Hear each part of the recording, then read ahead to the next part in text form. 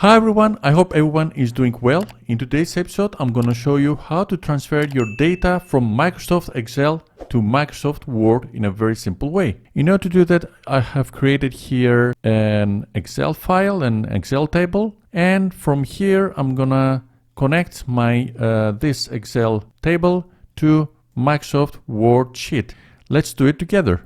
We are coming to our Word document, and from the upper menu we're coming to Insert, and from text area we're coming to Object, and from here we are selecting Create from File tab, and we are checking the box Link to File. This helps us when we are making an update to our Excel file.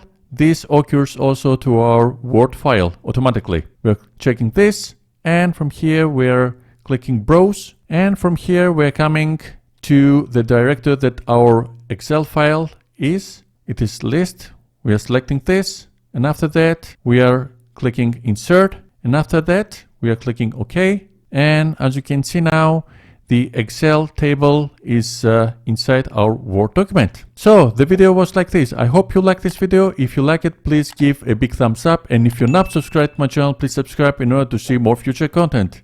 Until the next one, have a nice day. Bye bye.